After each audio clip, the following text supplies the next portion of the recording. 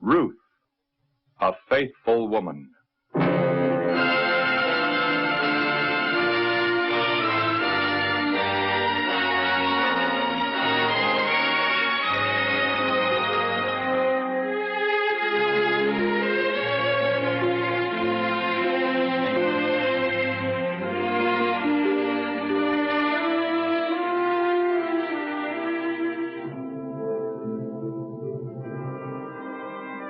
For 10 years, Naomi, an Israelite from Judea, had lived in the land of Moab.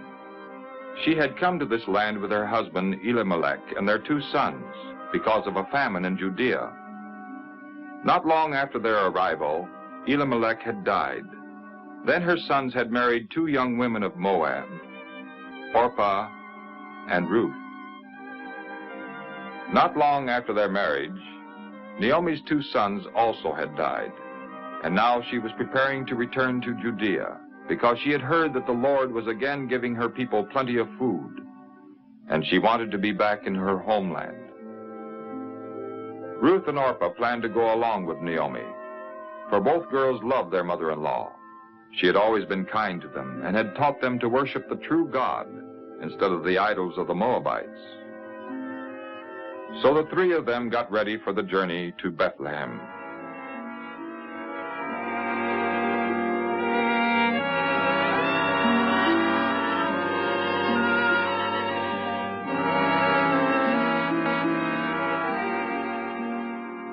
But before they had gone very far, Naomi came to a decision. Why should her daughters-in-law leave their own country? Perhaps the people in Bethlehem would not welcome them, being widows and foreigners. And so Naomi spoke to them. Please go back, both of you, to your own homes. And may the Lord be kind to you as you were to the dead and to me. And may he give each of you a good home. No, we're going with you to your people.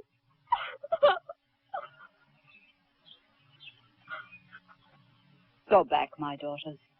Why should you go with me? Do I have any more sons who could marry you? And even if I should marry again and have sons, would you wait for them to grow up? No. No.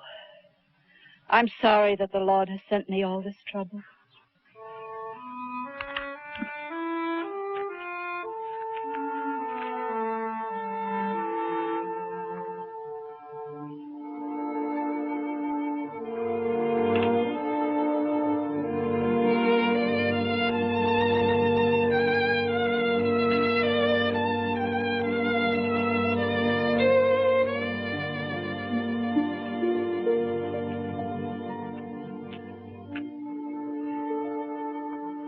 Your sister-in-law is going back to her people.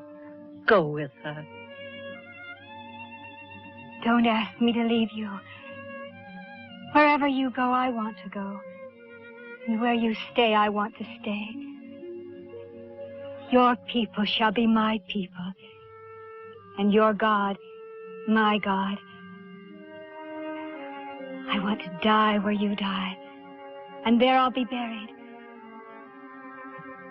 May the Lord punish me if I let anything but death come between us.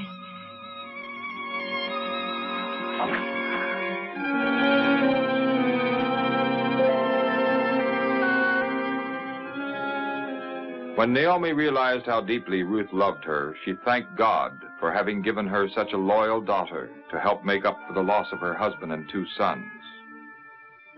So Ruth and Naomi continued on their journey.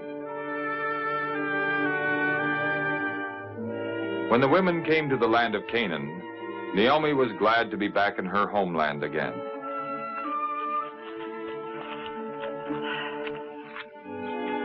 This is the country which the eternal God promised to Abraham and his descendants. It is now my country, too.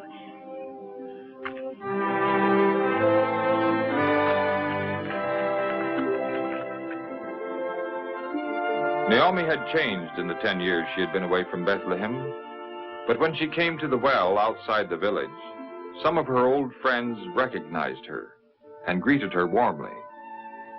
Is this really Naomi, the pleasant one? Do not call me the pleasant one. Call me Mara, the bitter one, for I have a bitter sorrow. My husband and my sons are dead. But Ruth, my son's wife, has chosen to come here with me, for she worships the God of Israel. Naomi's friends welcomed Ruth, somewhat coldly at first, but soon she would receive a special blessing from the Lord in this country of Judea.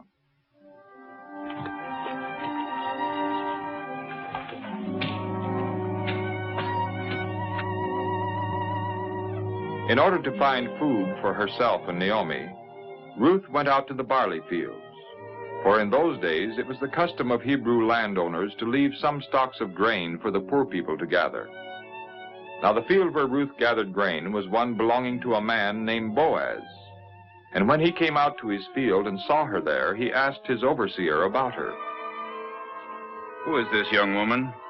She's the one who came back with Naomi from Moab. She said, "Please let me gather grain from the sheaves." And she's been working from early morning until now. Ruth had seen Boaz at the edge of the field and had decided who he was because of his fine clothes and the way he spoke with the overseer. Now Boaz walked over to her. Don't go and gather grain in any other field. You may stay in this one. Stay with my women workers. When you are thirsty, go to the water jars and drink. Why are you so kind to me, a foreigner? I've heard of all you've done for your mother-in-law since the death of your husband, how you left your mother and your father and the country where you were born and came to a people you did not know. May the Lord reward you for what you've done. May the Lord, the God of Israel, under whose wings you have come for shelter, fully repay you. You are most kind, my lord, for you have helped me, even though I'm not one of your servants.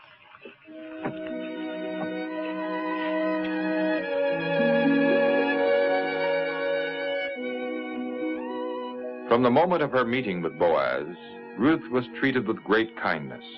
At noon, she was invited to sit with the workers and was given all the food she wanted. And Boaz even gave orders to his workers to pull out some stalks from the bundles so that there would be plenty of barley for Ruth to gather. By the end of the day, she had gathered almost a bushel of grain, enough food for many days. That evening, when Ruth came home, she told Naomi all that had happened, how the owner of the field had been kind to her. And when Naomi heard that it was Boaz, she was very pleased. Oh, may the Lord bless Boaz for his kindness. The man is a close relative who may help us. Oh, then he also said to me, "You may stay near my servants until they have harvested all my grain." It is well, my daughter. So Naomi encouraged Ruth to go to the fields belonging to Boaz. Ruth faithfully worked in the fields every day, and every evening she brought home a good supply of grain to her mother-in-law. At the end of the harvest season, Naomi's thoughts turned to the future of her loyal, unselfish daughter-in-law. My daughter, should I not try to find a good home for you? Is not Boaz, with whose servants you have been working, a relative? Tonight he threshes barley on the threshing floor. Wash and anoint yourself and put on your best clothes and go down to the threshing floor and see Boaz. From the kindness that Boaz had shown to Ruth, Naomi knew that he respected and admired her. Now Naomi felt that the time had come for Ruth to tell him that he was a close relative. For according to the Hebrew law, the closest male relative was to take care of the widows.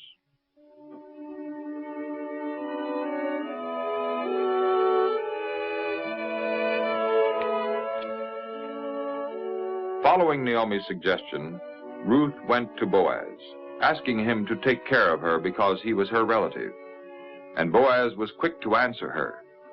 Have no fear. I'll do all that you ask, for everyone knows you're a good woman. It's true, I am a close relative. But there's a relative who's closer than I. If he will help you, well, Let him do it. But if he isn't willing, then as the Lord lives, I will gladly do it with my whole heart. In this way, Boaz promised Ruth that if the man who was her closest relative would not marry her, he wanted her to be his wife.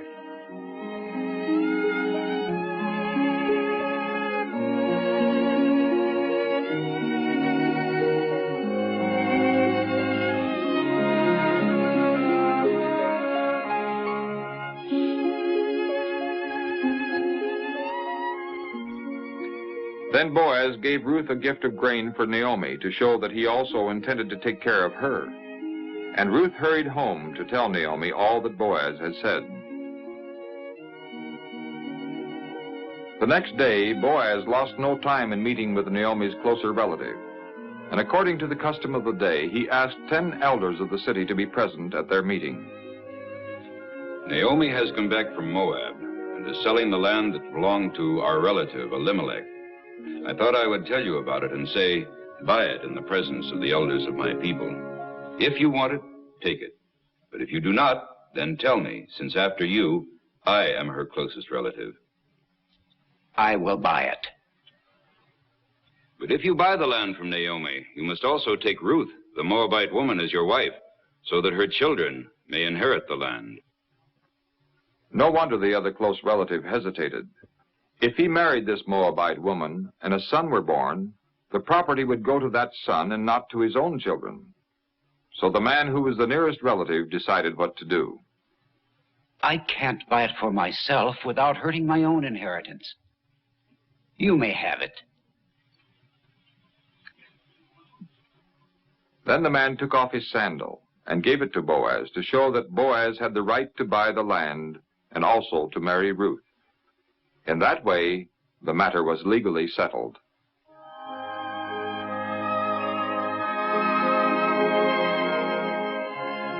So Boaz married Ruth and also took Naomi into his home.